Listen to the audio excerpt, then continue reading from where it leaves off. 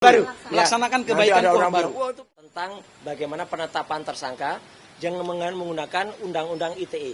Karena kita tahu semua, undang-undang informasi dan transaksi elektronik itu dibuat atas kebutuhan mendesak negara Republik Indonesia untuk persoalan ekonomi e-commerce waktu itu.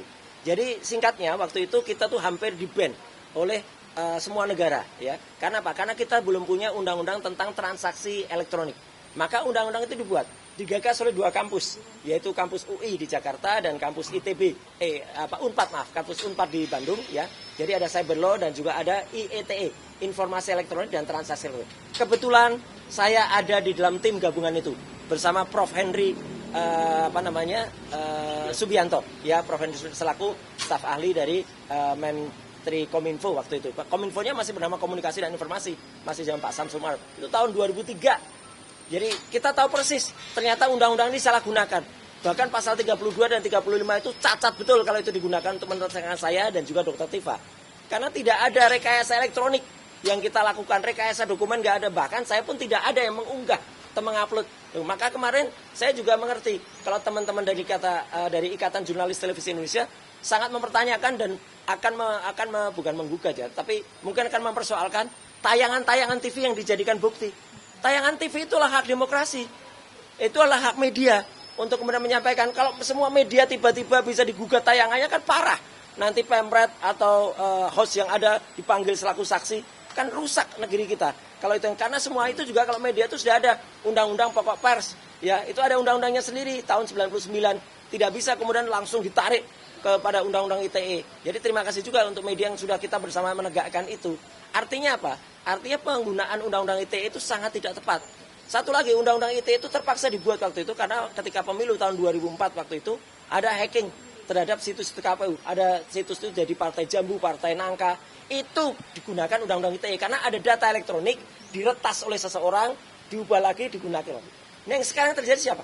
Pengupload data elektroniknya saja tidak disentuh sama sekali, namanya Dian Sandi Utama. Itu harus kena dulu karena dia jelas betul melanggar pasal 32, melakukan transformasi, ya, mentransmisikan, ya. Kemudian siapa yang mengubah? Nggak ada yang mengubah. Seorang peneliti itu tidak mengubah data di sini. Kita hanya membaca data, ya, menyajikannya. Jadi tidak ada 0,0001% pun yang kita ubah dari data itu. Nggak ada. Kalau tampilannya beda, lah itu namanya adalah tampilan. Sama seperti Bapak dan Ibu sekalian. Misalnya mohon maaf nih, saya pakai contoh Bu Soraya. Bu Soraya periksa, maaf nih ya Bu, periksa kandungan. Kemudian di situ diperiksa pakai USG.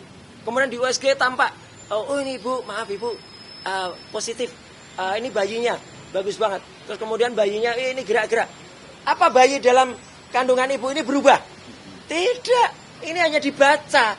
Pembacaannya kalau misalnya bayinya itu dulu hitam putih, sekarang berwarna, ya itu adalah teknologi ELA yang saya pakai, ya. Kemudian itu adalah error level assistance yang kemudian dibacakan di sidangnya Dr. Tifa.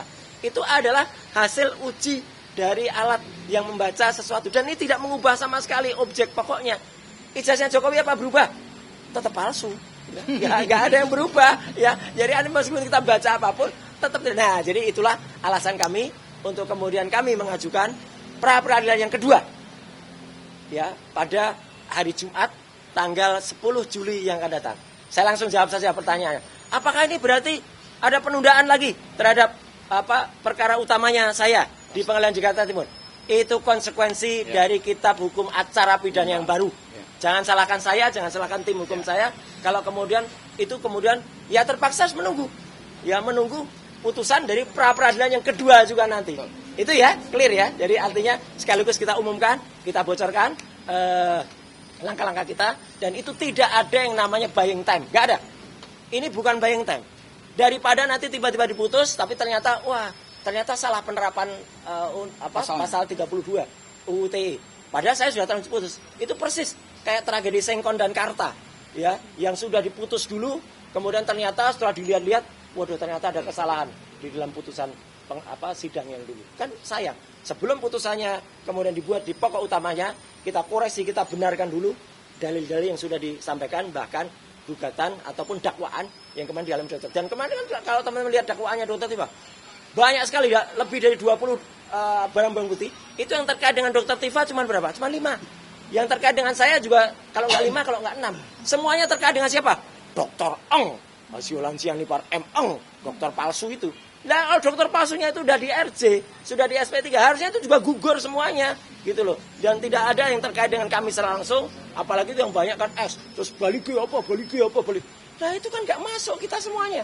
Kenapa itu masih dibacakan di Dokter Tifa? Makanya nanti ketika itu sudah kita lakukan praper semuanya, yang insya Allah itu aja menjadi bahan praper juga bagi kami, karena itu sudah diumumkan publik, ya kan, gitu. Jadi itulah strategi cerdas, strategi tepat, strategi cadas yang kita gunakan ya, memanfaatkan KUHP baru. Memanfaatkannya atau membaca KUHP baru. Melaksanakan kebaikan KUHP baru. Melaksanakan kebaikan KUHP baru. Itu pemanfaatan enggak ya? Melaksanakan kebaikan dari kitab Undang-Undang Hukum Acara. Download Tribun X sekarang. Menghadirkan lokal menjadi Indonesia.